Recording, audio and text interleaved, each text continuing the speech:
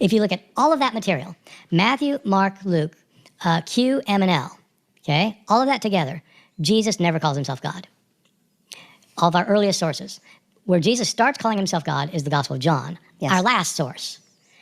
And so, to my thinking, you have these sources of information about Jesus. So I've just laid out six sources, 6 pieces of information versus 1. The 6 are all earlier than the 1. It seems to me completely implausible that 6 authors would describe the sayings of Jesus knowing that he called himself God and neglect to mention that part.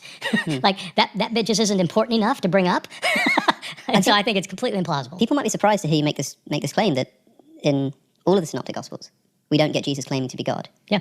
Is this not the case in any instance? Doesn't sort of Jesus imply that he's God at certain points? Well, it depends how you read these passages. If you think... What kind of passages are we talking about that people generally point to in the Synoptic Gospels, in the earlier sources, that say, well, Jesus seems to be implying he's God? Because, of course, people will want to say that, okay, maybe Jesus wasn't walking around saying that he was God. Yeah. But maybe doing so wouldn't have been a particularly great strategy. Yeah. Maybe in order to have enough time to have his message understood by his early followers and to sort of conduct his ministry before eventually being killed, if he just immediately started claiming to be God, he'd just be killed straight away. And so what he needs to do is get the message across, get the important moral teachings, which are the sort of most important part of his ministry, and then allow future generations after he died to realize the truth. Yeah, no, that would be a plausible way to argue. I'm not convinced by it. It's what I used to argue when I was an evangelical Christian, and so I'm familiar with it. You'd have to say that the Gospel of John's wrong then, because in the Gospel of John, he does claim divinity early in the ministry and throughout the ministry. Second thing is, it'd be a mistake to say he was covering it up so that they wouldn't kill him any earlier, because he's actually not crucified for calling himself God. His divine claims have no relationship to any of the crucifixion narratives. And so it's not that that's going to get him in trouble.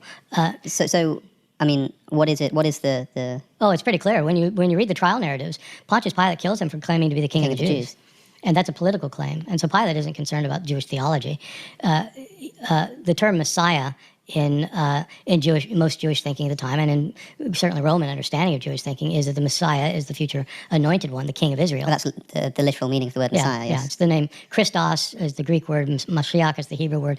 It's referring to the king who gets anointed during his coronation ceremony to show that he's the favored one of God. Yeah, in the recent coronation of King Charles, it was chrism oil that was rubbed on his head and breast. None of us knew that was going to happen because it's been over 50 years since we've seen any of this. But so you have this interesting word origin of Christ, Messiah, just means anointed one, and of course this is I suppose Jews at the time would consider the anointed one to be something like an early king of Israel. So they envisioned this Messiah figure not as God. No, not as God. The Messiah was not God. But as a political leader. And this is perhaps where some people might stumble. And I remember when I first started considering the idea that Jesus maybe didn't even claim to be God. Yes. One of the things that I would think about is all of these times that he would refer to himself as the Messiah, the Son of Man, this kind of thing.